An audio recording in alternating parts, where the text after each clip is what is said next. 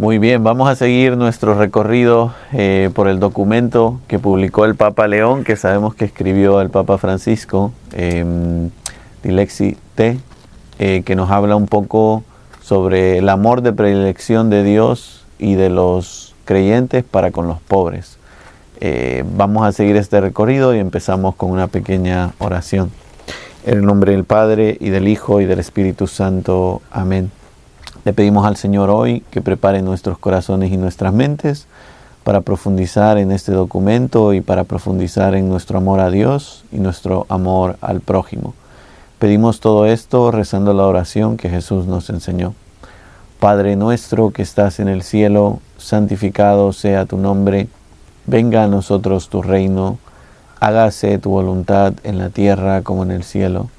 Danos hoy nuestro pan de cada día. Perdona nuestras ofensas, como también nosotros perdonamos a los que nos ofenden. No nos dejes caer en tentación, y líbranos del mal. Amén. En el nombre del Padre, y del Hijo, y del Espíritu Santo. Amén. Bueno, haciendo un poco un resumen y recapitulando lo que nos enseñaba este documento desde el número 1 hasta el 8, que son los dos primeros videos que hemos grabado. Nos explicaba un poco el Papa cómo la Iglesia desde el principio ha tenido siempre una opción preferencial por los pobres o un amor especial por los pobres y los más necesitados, ¿no? Y nos decía algo también que era muy interesante, ¿no? Decía cuidar mucho el amor a Dios para que podamos amar a los pobres, ¿no? Y no al revés, que no nos pase lo mismo que a Judas, que amemos tanto a los pobres que dejemos de amar a Dios, ¿no? O la tentación de los comunistas, o de los marxistas, o de los socialistas, que es amar tanto lo social que en el camino perdamos la fe y perdamos a Dios, ¿no?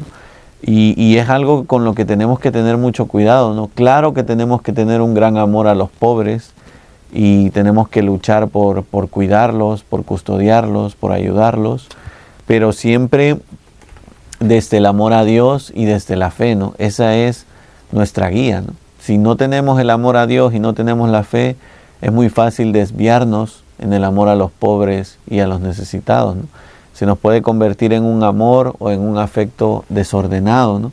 Y tenemos un problema, ¿no? Porque pensémoslo, ¿no? Ustedes y yo somos seres humanos y estamos al mismo nivel, ¿no? Es muy fácil que nosotros nos equivoquemos en cómo ayudar a los pobres o cómo querer a los pobres. Por eso necesitamos tener una relación con Dios, una vida de oración fuerte y pedirle a Dios guía para poder ayudar a los pobres como Él quiere que los ayudemos, que no es solo de manera material y de manera física, sino muchas veces también de manera afectiva, espiritual, ¿no?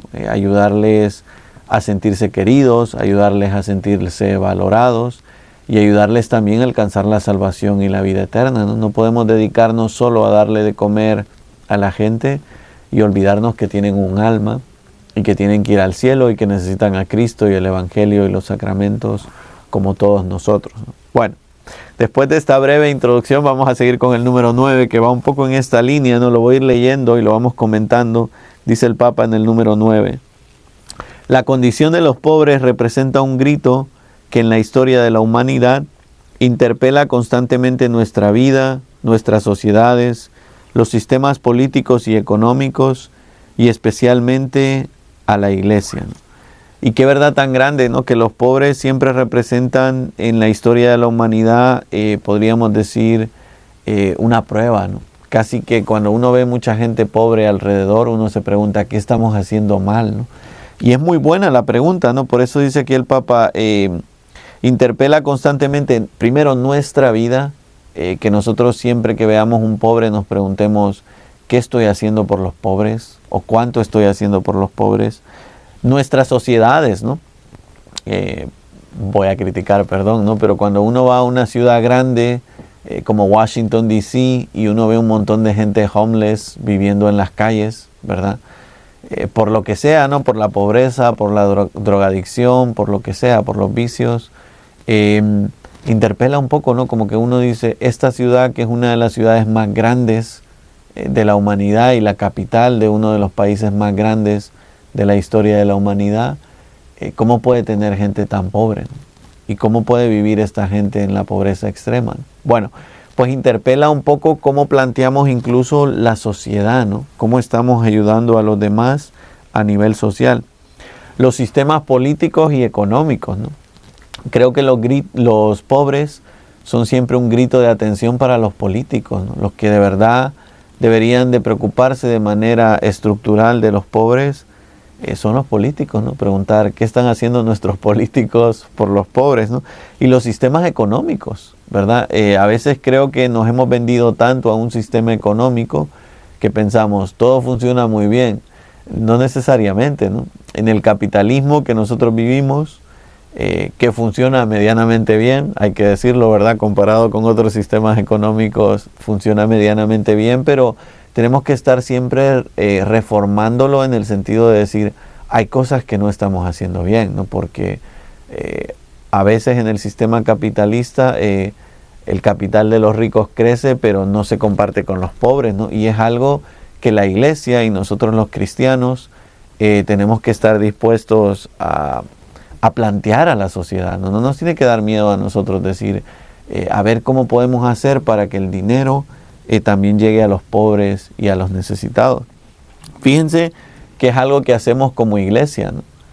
Yo creo que nunca terminaremos de dar gracias lo suficiente aquí en Estados Unidos a Caridades Católicas y alrededor del mundo a Cáritas, que se encargan de esto, ¿no? Precisamente la iglesia tiene una organización para repartir un poco los bienes materiales y las riquezas a los que los necesitan. Y por eso es tan bonito, ¿no? Cuando hacemos una colecta en la parroquia para Cáritas, ¿qué les estamos diciendo? Como iglesia, les estamos diciendo, tú que tienes los recursos económicos, compártelos con los que no, ¿no?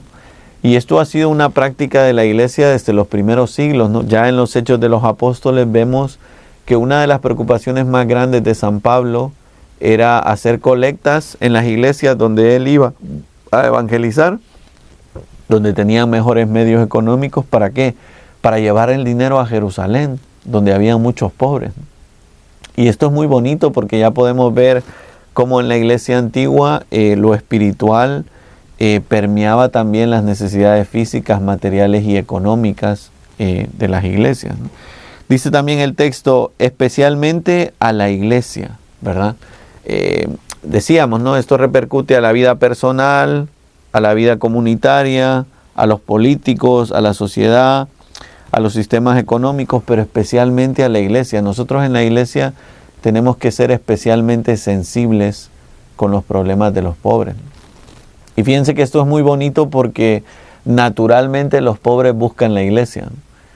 ¿Por qué? Yo tengo una teoría, ¿no? Pienso que es el único lugar donde no los ignoramos, ¿verdad?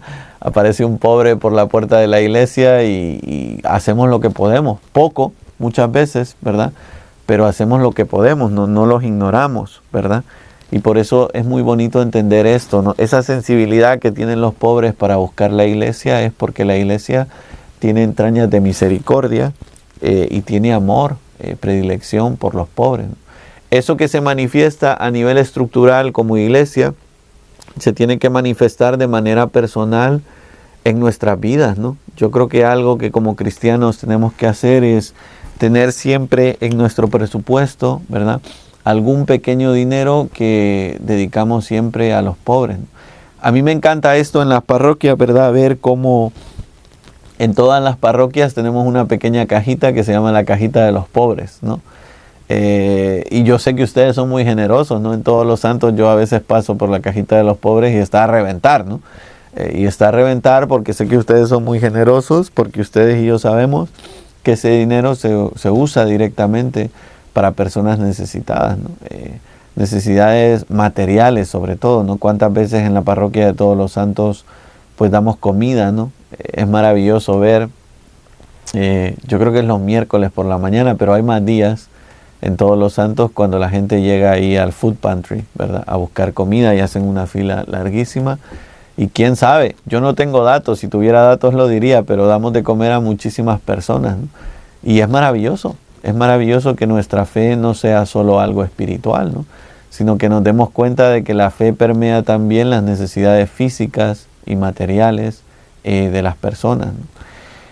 Por poner otro ejemplo, ¿no? Hay muchas personas que tienen a veces problemas con pagar su renta, ¿no? Y tanto Caridades Católicas como la Parroquia de Todos los Santos, como las parroquias alrededor de la diócesis, se preocupan de mantener un pequeño presupuesto para ayudar a algunas personas con su renta o con sus necesidades. Bueno, sigamos adelante porque si no yo estoy aquí hablando todo el día.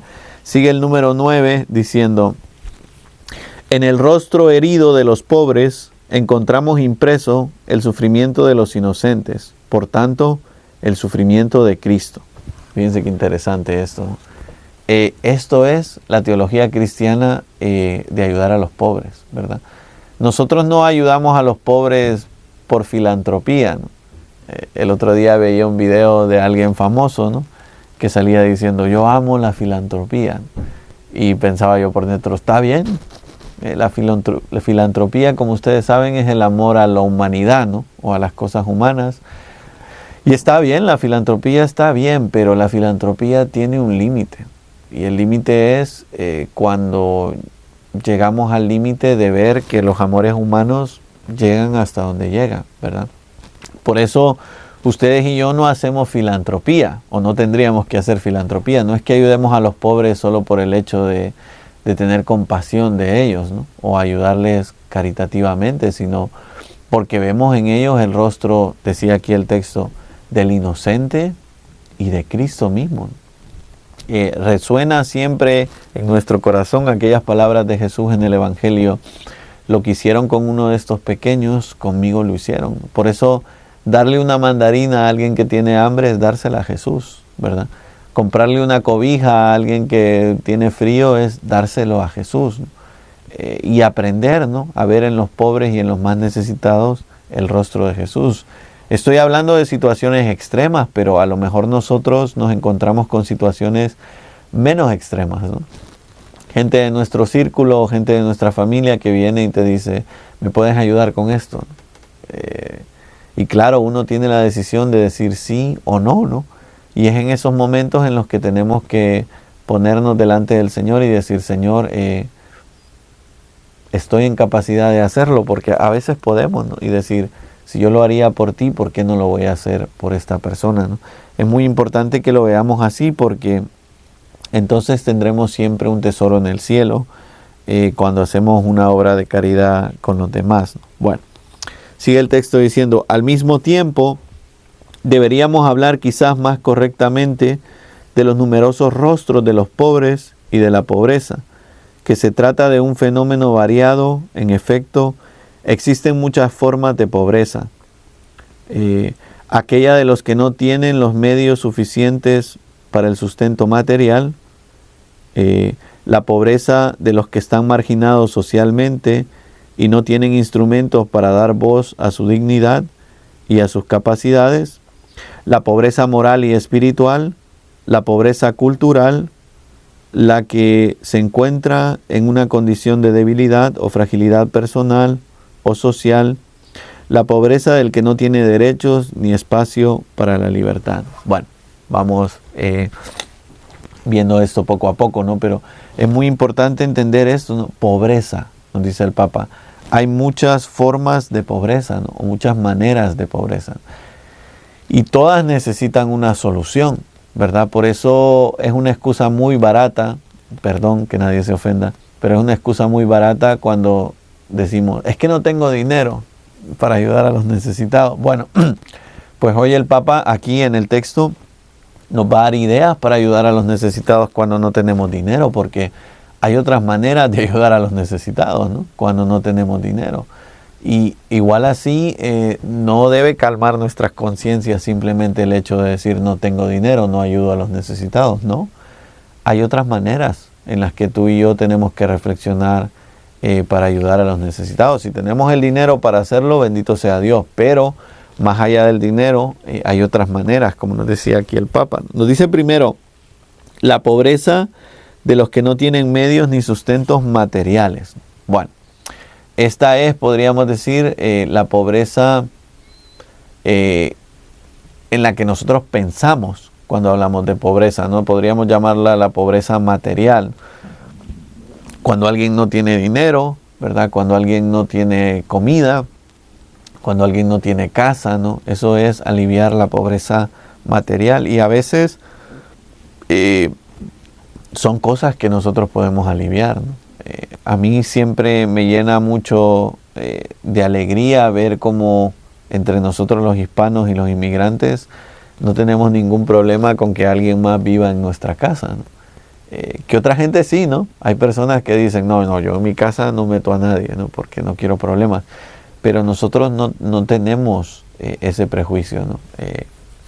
A veces quizás sí hay algunos de ustedes que cobran renta, pero incluso así, ¿no? Incluso cuando uno está cobrando renta a alguien más, pero deja que viva en su casa, uno está haciendo una obra de caridad, ¿verdad? Otros de ustedes pues quizás pueden ser más generosos e incluso dejan que personas vivan en su casa sin que les paguen renta, ¿no? O pagándoles muy poquito de renta, ¿no? Bueno, pues son obras de caridad muy grandes, ¿no? Y obras de caridad que nosotros tenemos que pensar, porque tenemos que aprender a aliviar la pobreza material de muchas personas. Pero fíjense, el texto va más allá y nos dice también la pobreza del que está marginado socialmente y no tiene instrumentos para dar voz a su dignidad y sus capacidades.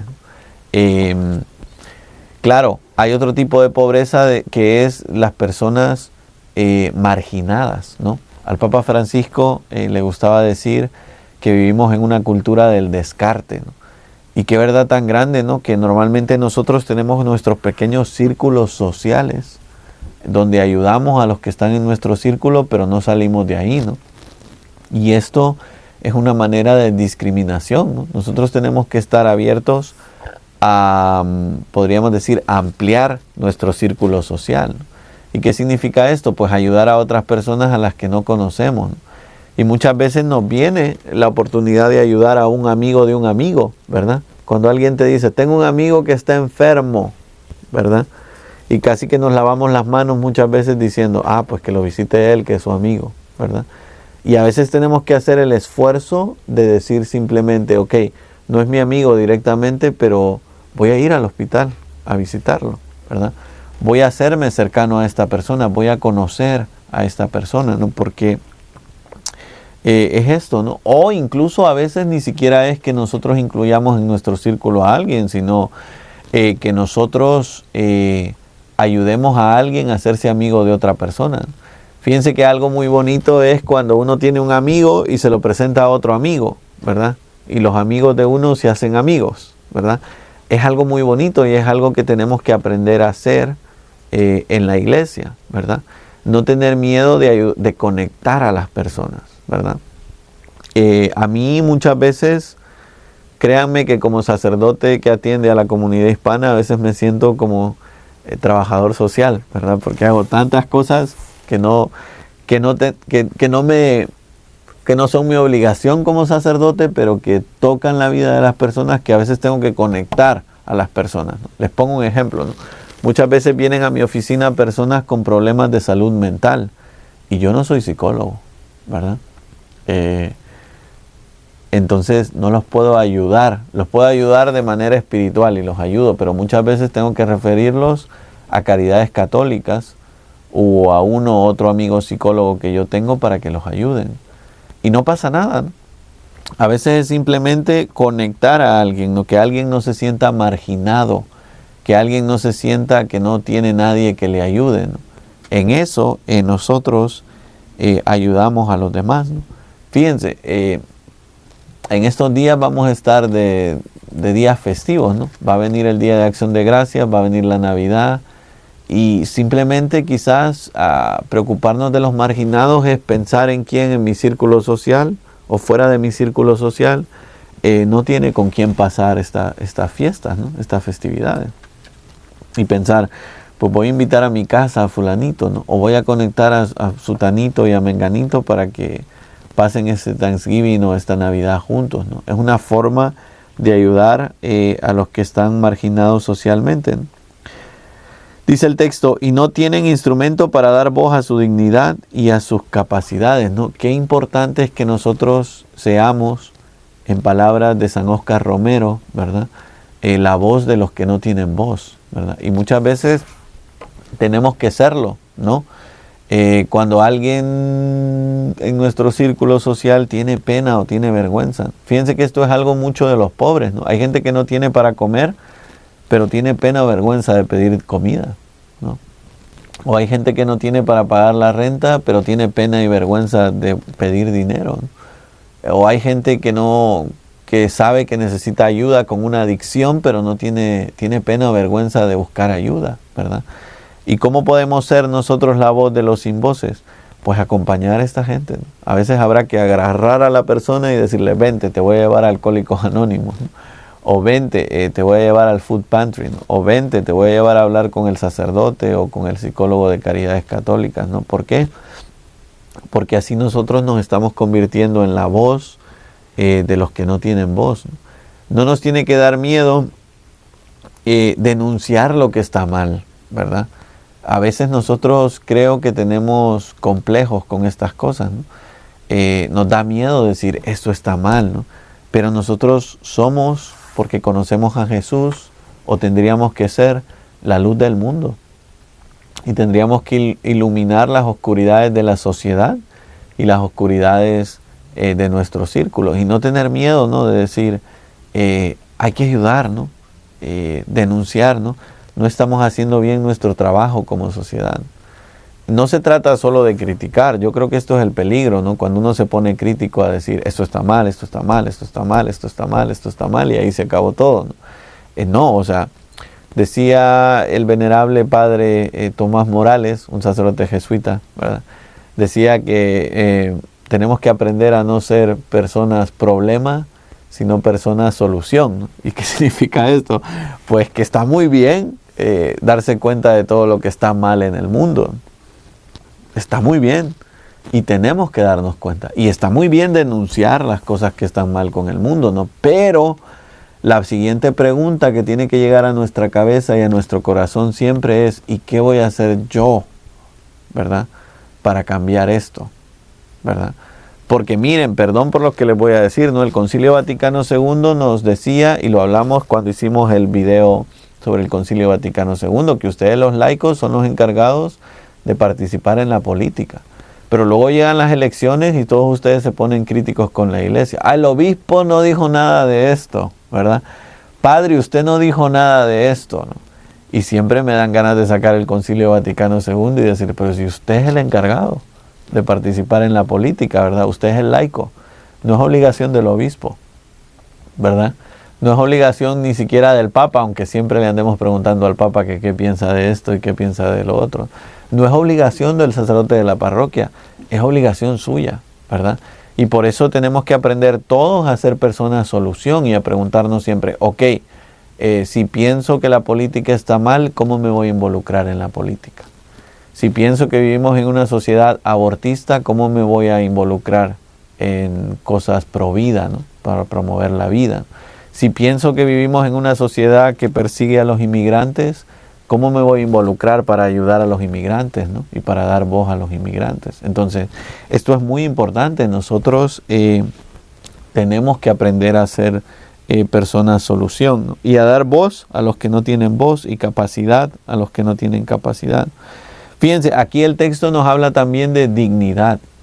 Yo creo que les he contado esto 1000 veces y perdón que lo repita, pero yo recuerdo cuando yo estaba en el seminario, una de las cosas que hacíamos, ya no me acuerdo qué día en la noche era, creo que era los martes en la noche, salíamos a darle de comer a los homeless en la ciudad de Madrid, que es donde yo vivía. Y recuerdo que la mayoría de homeless, el sándwich que les hacíamos, el bocata que hacíamos para llevarles de comer, ¿verdad? Habían de diferentes sabores, les dábamos a elegir, pero no les importaba tanto, ¿verdad? Yo recuerdo de ese tiempo saliendo a darle de comer a los pobres, que lo que más disfrutaban ellos era que tomáramos nuestro tiempo de platicar con ellos. Y recuerdo que muchísimas veces muchos de ellos me dijeron gracias. Y yo pensaba por el sándwich. No, el sándwich no les importaba, no, sino he estado todo el día en la calle intentando hablarle a la gente que pasa por aquí y todos me ignoran, ¿verdad? Porque esto es algo que nosotros hacemos mucho con los pobres, ignorarlo. Y tenemos que darnos cuenta que una de las pobrezas más extremas y más profundas que tenemos que erradicar es la pobreza de dignidad, ¿no? Que es que la gente mire de menos a los pobres porque son pobres, ¿verdad? Un pobre necesita sentirse querido, ¿no? Necesita sentirse valorado y necesita sentirse apreciado como todos nosotros, ¿no? Por eso a veces, aunque no tengamos dinero, pero si nos encontramos a un homeless en la calle, ¿verdad? O a un pobre, habla con él, ¿no? Dedícale 2 minutos solo a decirle, bueno, mira, no tengo nada, pero qué gusto verte y ánimo y voy a rezar por ti o lo que sea, ¿no? Pero eso cambia vida, devuelve dignidad a las personas, ¿no? Yo les aseguro que estos que nosotros visitábamos, algo que nosotros aprendimos rápido es que nos teníamos que aprender su nombre, ¿no? Porque el solo hecho de llamar a las personas por su nombre cambia totalmente una relación, ¿no? Y esto es muy importante, ¿no? Que nosotros cuidemos esos pequeños detalles para devolver a los pobres y a los necesitados la dignidad. Sigue el Papa diciendo, la pobreza moral y espiritual. La pobreza moral y espiritual. ¿Cuánta pobreza moral y cuánta pobreza espiritual en nuestra época, ¿no? Sin ir más lejos, los jóvenes de hoy no saben distinguir lo que está bien de lo que está mal, porque nadie les ha enseñado. Y al revés, como estamos en una sociedad relativista, por desgracia hemos empezado a enseñarle a los jóvenes que está bien lo que está mal, ¿verdad? Y eso es de una pobreza grande, ¿verdad? Cuando le decimos a los jóvenes, no está bien que tú elijas tu género, no está bien que tú vivas tu vida desordenadamente, ¿no? Y tengas relaciones con quien tú quieras, ¿no? Todas esas cosas empobrecen a la sociedad. Y ustedes y yo tenemos la obligación de ser la voz diferente, ¿no? De hablar de estas cosas con los jóvenes, con los pobres y con los necesitados. Y de ofrecerles otro camino, porque la iglesia tiene una propuesta diferente a la del mundo, ¿no? Por eso cada vez más empezamos a estorbar. No sé si ustedes se han dado cuenta de esto, ¿no? Pero yo cada vez que tengo que predicar sobre el matrimonio, la familia, la sexualidad, la vida y todas estas cosas, pienso, lo hago con más fuerza porque sé que la gente está escuchando otras cosas en el mundo, ¿verdad? Sé que la gente está escuchando que está bien hacer las cosas que están mal. Y por eso es muy necesario que nosotros hagamos esto, ¿no? Además de pobreza moral que tiene que ver con el pecado, ¿verdad? A veces la mayor obra de caridad que nosotros podemos hacer es sacar a alguien de su vida de pecado, ¿verdad? Y por eso, aunque nos dé miedo, no tenemos que tener miedo de decirle a alguien, vente, vamos a confesarnos, ¿no? ¿Hace cuánto tiempo que no te confiesas, ¿no? ¿Por qué no estás casado por la iglesia, ¿no? ¿Cómo te puedo ayudar para bautizar a tus hijos, ¿no? Son obras de caridad espirituales muy importantes, ¿no? O simplemente el hecho de decirle a alguien, voy a rezar por ti, ¿no? Luego tenemos que hacerlo de verdad, porque muchas veces le decimos a la gente, voy a rezar por ti, y se nos olvida. Pero es una obra de caridad muy grande decirle a alguien que está sufriendo, o a alguien enfermo, o a alguien que está pasando un momento difícil de su vida, voy a rezar por ti, ¿no? Voy a pedirle a Dios por ti, ¿no? Son cosas muy importantes, ¿no? Otro tipo de pobreza espiritual es la falta de conocimiento de Cristo, de la iglesia, de los mandamientos y de la fe, ¿no? Por eso una obra de caridad muy grande, aunque a ustedes no les guste, es por ejemplo ser catequista en la parroquia, ¿no? Cuando llega el tiempo de la catequesis y empezamos a pedir voluntarios, nadie quiere ser catequista, ¿verdad? Y es muy importante. Ustedes saben el bien que hacen a los niños o a los jóvenes o incluso a los adultos que se están formando la catequesis que damos en la iglesia, porque es alimento espiritual. Estamos ayudando a las personas a alimentar su alma y a salvar su alma, ¿no? Aspirar a la vida eterna y a la salvación. Por eso estas cosas son muy importantes, ¿no? Y a veces quizás el acto de caridad simplemente sea no hacerlo tú, pero acercar a las personas. A mí me encanta escuchar cuando hay personas que le dicen a alguien, llame al Padre, ¿no?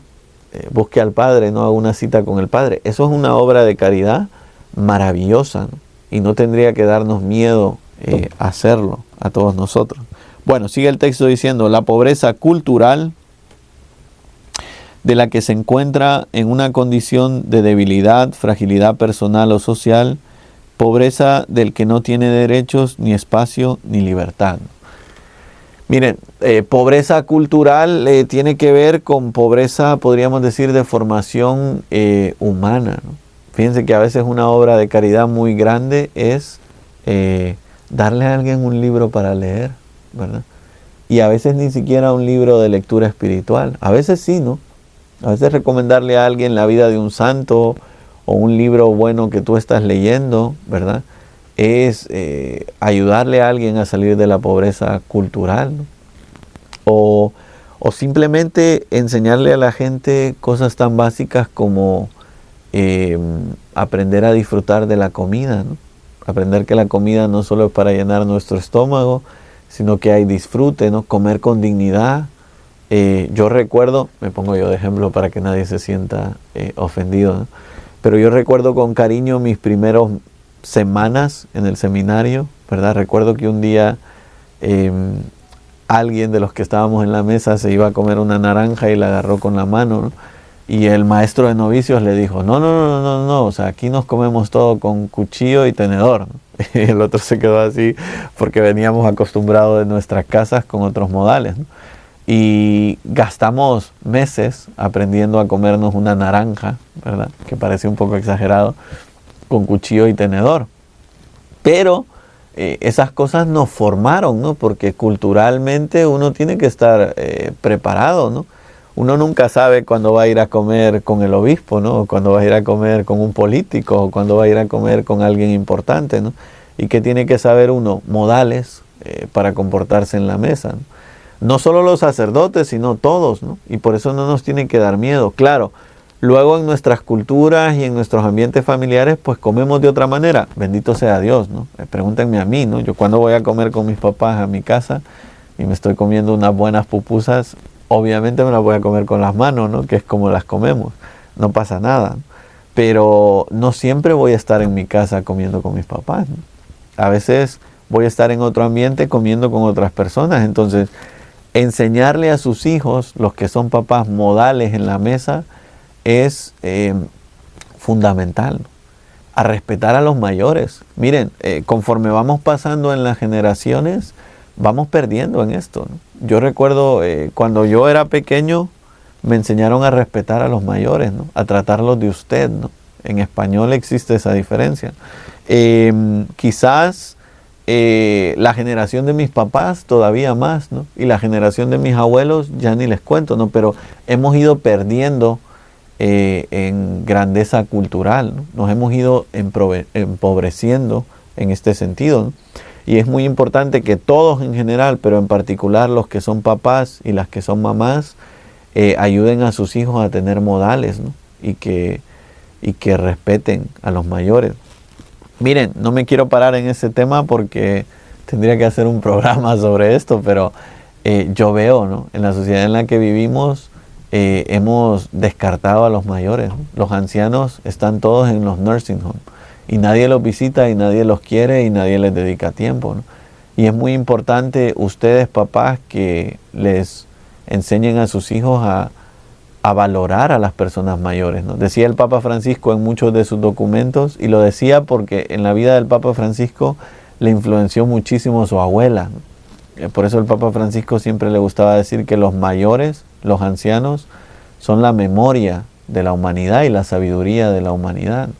Y qué verdad tan grande. A veces los jóvenes son o somos, depende cómo me quieran contar, ¿verdad? Un poco pedantes, ¿no? Pensamos que ya lo sabemos todo, ¿no? Pero la vida da una sabiduría, una experiencia que no dan los libros, ¿no? Por eso siempre nosotros los jóvenes podemos aprender de nuestros papás, por ejemplo, ¿no? O de nuestros abuelitos, o de alguien que ha vivido más tiempo, ¿no? Y es algo que tenemos que respetar, ¿no? Yo que soy sacerdote siempre puedo aprender de un sacerdote mayor. De hecho, estoy constantemente aprendiendo de los sacerdotes mayores. Ustedes que están casados y que son un matrimonio joven, siempre pueden aprender de los matrimonios mayores, ¿no? Y tenemos que tener la humildad y la sencillez de dejarnos educar por los que saben más que nosotros. Bueno, sigamos adelante porque he estado en un número y se me va a acabar el tiempo y van a decir ustedes, es que no avanzamos, padre, pero vamos poco a poco, ¿no? Pasemos al número 10, dice el número 10. En este sentido, se puede decir que el compromiso en favor de los pobres y con el fin de remover las causas sociales y estructurales de la pobreza, aún siendo importante en los últimos decenios, sigue siendo insuficiente. Fíjense qué interesante. Ahora vamos a seguir leyendo, ¿no? Pero dice el Papa, por eso simplemente pensar que tenemos que erradicar la pobreza material de nuestras sociedades, de nuestro mundo, de nuestras familias, no es suficiente, nos dice el Papa. Y no es suficiente porque si volviéramos para atrás al número 9 que estábamos reflexionando, hay otro tipo de pobreza. Por eso cuando decimos que erradicando el hambre en el mundo se van a acabar los problemas del mundo, nos equivocamos, ¿verdad? Y nos lo dice el Evangelio, ¿verdad? Claramente, no solo de pan vive el hombre, ¿verdad? Y qué verdad tan grande, o sea, tenemos que luchar por acabar con la pobreza estructural en la sociedad, sí, pero hay otro tipo de pobrezas contra las que tenemos que luchar también y que son importantes, nos dice aquí el Papa en el documento. Sigue el documento diciendo, esto también porque vivimos en una sociedad que a menudo privilegia algunos criterios de orientación de la existencia y de la política marcados por numerosas desigualdades y por tanto a las viejas pobrezas de las que hemos tomado conciencia y que se intenta contrastar, se agrega otras nuevas, en ocasiones más sutiles y peligrosas. Desde este punto de vista, es encomiable el hecho de que las Naciones Unidas hayan puesto la erradicación de la pobreza como uno de los objetivos del milenio. Fíjense qué interesante, ¿no? Nos dice el Papa aquí, aunque nosotros vemos todo este tipo de desigualdades, ¿verdad? Vemos que a veces el problema no es tanto la falta de recursos materiales, sino son problemas estructurales, ¿no? Les pongo un ejemplo, ¿verdad? Creo que es algo que nos toca a todos los que vivimos aquí en los Estados Unidos. Ahora mismo las casas están todas carísimas, ¿no? Y yo les aseguro que hay mucha gente que quiere comprar una casa y no puede, ¿verdad? Y quizás ahí vemos un tipo de pobreza, porque si las casas están a un nivel económico que la mayoría de nosotros no podemos estar, hay algo que tenemos que cambiar en nuestra sociedad, ¿verdad? Porque supuestamente uno de los derechos humanos de las Naciones Unidas es el derecho a la vivienda, ¿no? A una vivienda digna, dicen las Naciones Unidas. Bueno, si eso fuera verdad, ¿verdad? Si eso fuera verdad, que todos tenemos derecho a una vivienda digna, los gobiernos trabajarían por bajar el coste de las casas. Pero no pasa. Al revés, ¿no? A veces parece que estamos viviendo por encima de nuestras posibilidades, ¿no? Los precios de una casa o los precios de un carro o los precios de la comida no se corresponden con los sueldos que todos tenemos. Y ahí podemos ver un problema estructural, ¿no? Ya podemos nosotros luchar por darle de comer al hambriento, por buscarle casa a uno o a dos, pero si no se resuelven los problemas estructurales de nuestra sociedad, siempre va a haber pobreza en el mundo, ¿no? Fíjense cómo ha terminado este número 10 diciendo, es bonito, es bueno ver cómo las Naciones Unidas se han puesto como objetivo erradicar la pobreza en el mundo, ¿verdad? Pero ahora vamos a ver lo que dice el número 11, ¿no? Casi es como si nos dijera este número, está muy bien, tenemos que tener el objetivo de intentar acabar con la pobreza en el mundo, pero hay otro tipo de pobrezas. Y hay otras cosas que tenemos que luchar por cambiar en el mundo para poder ayudar a los pobres. Sigue el número 11 diciendo, al compromiso concreto por los pobres también es necesario asociar un cambio de mentalidad que puede incidir en la transformación de la cultura. Un poco de lo que hablaba ahora yo, ¿no? Es decir, además de tener el compromiso de ayudar a los pobres, tenemos que cambiar nuestra mentalidad, ¿no? Nuestro modo de plantear las cosas en este mundo, porque si no los recursos nunca van a llegar a los pobres, ¿no? Y yo sé que hay iniciativas, ¿no? Por ejemplo, el gobierno a veces tiene casas para personas de bajos recursos y cobran menos de lo que tendrían que cobrar para ayudar a esas personas. Bueno, pues tendríamos que fomentar más esas iniciativas, ¿verdad? Para que haya un cambio cultural. Muchas veces los problemas de pobreza son por problemas estructurales, ¿no? Sociales, que no todo el mundo tiene trabajo, que no todo el mundo tiene educación, que no todo el mundo tiene acceso a medicinas, ¿no? Todas estas cosas son importantes, ¿no? Por eso nos habla aquí el Papa de un cambio de mentalidad y de cambio de transformación cultural. Todos tenemos que cambiar nuestro modo de pensar y nuestra cultura.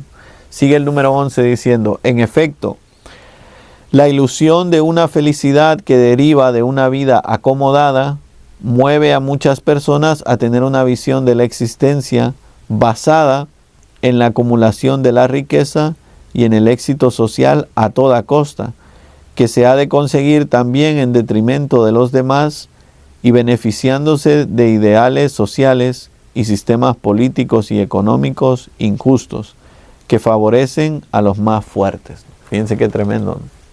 El lenguaje quizás es un poco fuerte, pero nos dice, el problema con muchos de nosotros es que pensamos que la felicidad viene de acumular riquezas, ¿verdad? Y qué verdad tan grande, ¿no? Hoy parece que en el mundo nos miden por el dinero que tenemos, ¿no? Sin ir más lejos, ¿no? Si uno quiere hacer un seguro de vida y habla con el agente del seguro de vida, lo primero que le preguntan a uno es ¿cuál es su ingreso bruto? ¿Verdad? ¿Cuál es todo el dinero que usted tiene, ¿no? Dígame cuánto dinero tiene y si tiene dinero le voy a hacer el seguro, ¿verdad? Ven, esa es una manera de medirnos solo por lo que nosotros tenemos, ¿no? Por nuestras riquezas materiales. Y en el mundo en el que vivimos, pues muchas veces así funcionan las cosas, ¿verdad? Para comprar una casa, ¿qué es lo primero que te piden? Ver tu crédito. Para comprar un carro, ¿qué es lo primero que te piden? Ver tu crédito, ¿no? Es decir, te miden por las cuestiones económicas y materiales, ¿no? Y muchas veces nosotros caemos en la trampa de pensar que para ser feliz tengo que acumular riqueza, ¿no? o recursos materiales. Y fíjense lo que dice aquí el texto, dice, una visión de la existencia basada en la acumulación de cosas, de acumulación de las riquezas y del éxito social a toda costa, ¿no? Hay personas que roban dinero a los demás para hacerse más ricos, ¿verdad? Y quizás no tenemos que irnos tan lejos a buscar a los millonarios o a los billonarios, ¿no? Sino simplemente nosotros, ¿no? Muchas veces nosotros quizás no pagamos lo que tenemos que pagar a otra persona justamente para quedarnos con el dinero. Nos puede pasar a cualquiera de nosotros, ¿no? Y por eso no es a toda costa que nosotros nos tenemos que hacer ricos, ¿no? Muchas veces acumulamos dinero diciendo, me da igual si empobrezco a los demás, ¿no? Mientras yo sea rico, me da igual la vida de los demás. No nos tiene que dar igual los demás, ¿no? Tenemos que ser solidarios con los demás. Por eso es muy importante entender que esto que nos dice aquí el documento, primero hay que aplicármelo a mí mismo, ¿no? Es decir, ¿cómo es mi economía? ¿Cuál es mi felicidad, ¿no? ¿A qué aspiro yo en este mundo, ¿no? Porque si yo aspiro a hacer las cosas en detrimento de los demás, pues tenemos un problema, ¿no? Sigue el documento diciendo, de este modo, en un mundo donde los pobres son cada vez más numerosos, paradójicamente, también vemos crecer algunas élites de ricos que viven en una burbuja muy confortable y lujosa, casi en otro mundo respecto de la gente común, ¿no? Claro, esto ha sido el problema de siempre, ¿no? Cuando crecen las desigualdades. Por eso a lo que tendrían que aspirar los políticos es siempre a tener una clase media grande, ¿no? Para que los pobres no sean más pobres y los ricos no se vayan haciendo tan ricos que vivan en una burbuja, ¿no? Que esto pasa. A veces es escandaloso ver el dinero que tienen los ricos en el mundo de hoy, ¿no? De verdad que a veces uno se pregunta, ¿de dónde ha salido tanto dinero? ¿Verdad? ¿Cómo pueden, dónde tienen ese dinero, ¿no? ¿Cómo lo pueden contar, ¿no? O sea, son cantidades que nosotros no nos podemos ni imaginar, ¿no? pensémoslo por un momento, ¿no? $1 billón, si pudiéramos tener todos los billetes que son $1 billón, nos quedaríamos como diciendo, esto es mucho dinero, ¿no? Sí, pero nos hemos acostumbrado un poco a pensar el dinero o acumular las cosas de manera que ya no nos parece exagerado que alguien tenga $10 millones o que alguien tenga un dinero demasiado exagerado. Y es importante esto, ¿no? Que no crezcan las desigualdades entre nosotros, ¿no? Primero de manera personal, ¿no? Yo creo que la manera en la que nosotros vivimos tiene que ser una manera sencilla, ¿no? No nos acostumbremos a tener grandes lujos. Yo creo que a veces nos hemos acostumbrado, ¿no? A tener la mejor casa, a tener el carro último modelo, a tener el mejor celular, a vacacionar en lugares exóticos. O sea, hay que empezar con uno mismo, ¿no? Yo no puedo exigirle a los demás que dejen sus cosas materiales si yo no soy capaz de dejar las mías, ¿no?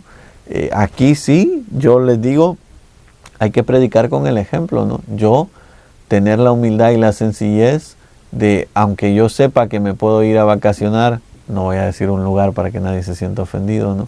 A un lugar exótico al otro lado del mundo, pues quizás también tengo que saber que puedo ahorrar ese dinero y compartirlo con alguien que lo necesite, ¿verdad? Y quizás me van a decir ustedes, ay padre, pero yo necesito vacaciones. Totalmente de acuerdo, ¿no? Pero tómenselas en un lugar cercano, ¿no?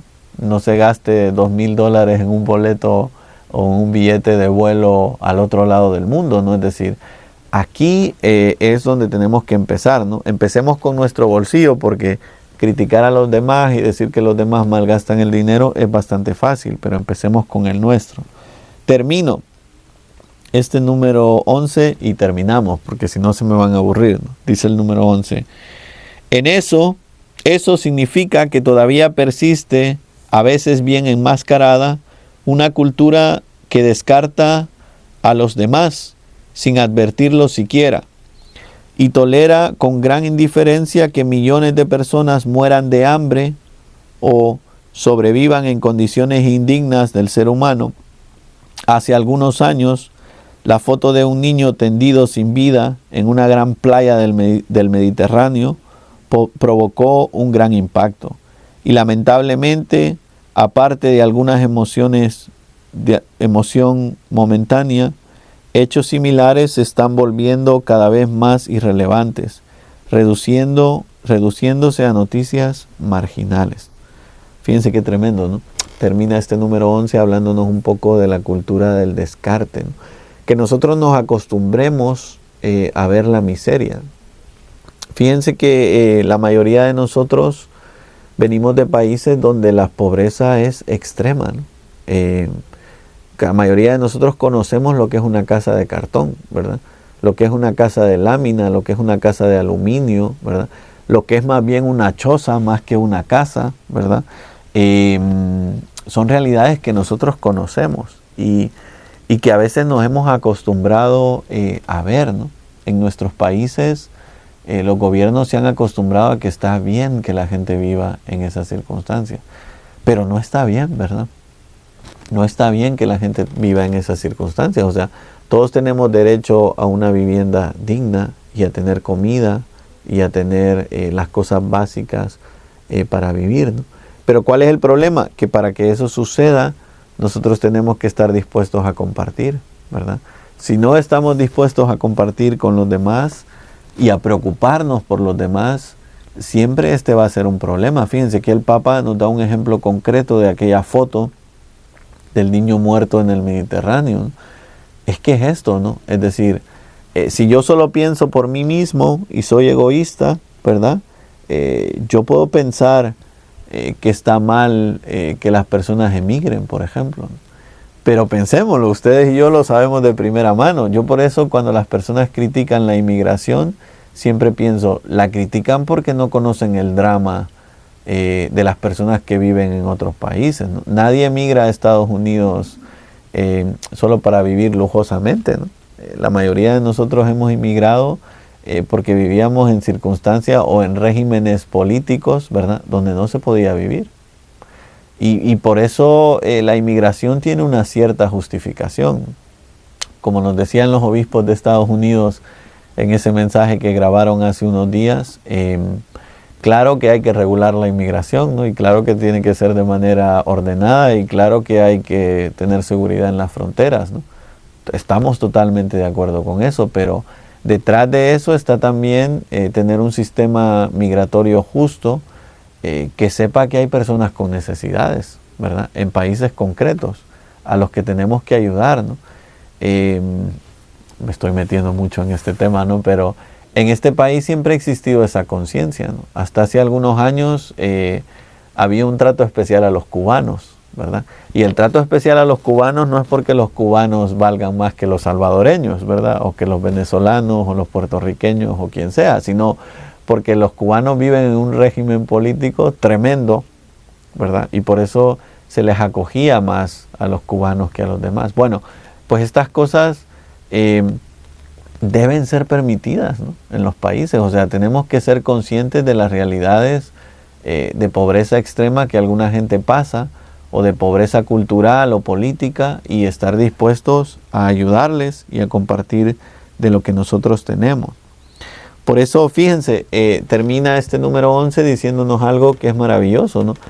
No nos quedemos en los sentimientos, ¿no? Muchos de nosotros vemos una foto de un pobre o vemos a los demás y nos sentimos interpelados, pero hay que pasar de sentirnos interpelados a buscar hacer algo, ¿no? Porque si no apoyamos a los demás, por muy pequeño que sea nuestro apoyo, no sirve para nada sentir compasión por alguien, ¿no? Ese sentir compasión tiene que movernos a la acción, ¿no? ¿Qué estoy haciendo yo por esta situación? Bueno, vamos a dejarlo porque si no estoy hablando todo el día, y vamos a seguir nuestro recorrido, ¿no? Pero espero que estos programas nos estén ayudando a recapacitar, ¿no? ¿Cómo es mi relación con Dios? ¿Cuánto amo el Evangelio? Y por tanto, como efecto secundario, ¿cómo es mi relación con los pobres, ¿no? Y cómo estoy ayudando a los pobres. Nos dice San Juan en la primera carta de Juan: quien dice que ama a Dios y odia a su prójimo es un mentiroso, ¿no? Bueno, yo lo diría de otra manera, ¿no? Quien dice que ama a Dios y no ayuda a los necesitados es un mentiroso, ¿no? Por eso es tan bonito este documento, que nos ayuda a entender que una consecuencia lógica de amar a Dios es amar a los pobres, ¿verdad? En ese orden. No los pobres por encima de Dios, sino amando a Dios, amar de verdad a los pobres. Bueno, vamos a terminar con una pequeña oración. En el nombre del Padre, y del Hijo, y del Espíritu Santo. Amén. Le damos gracias al Señor por los inmensos beneficios recibidos en la lectura y reflexión de este documento, y le pedimos que nos ayude a todos a nunca ser indiferente a las necesidades y a las pobrezas de los demás, de los necesitados, de nuestro prójimo. Pedimos todo esto por intercesión de la Virgen María. Dios te salve María, llena eres de gracia, el Señor es contigo. Bendita tú eres entre todas las mujeres, y bendito es el fruto de tu vientre, Jesús. Santa María, Madre de Dios, ruega por nosotros pecadores, ahora y en la hora de nuestra muerte. Amén. Santa María de Guadalupe, en el nombre del Padre, y del Hijo, y del Espíritu Santo. Amén.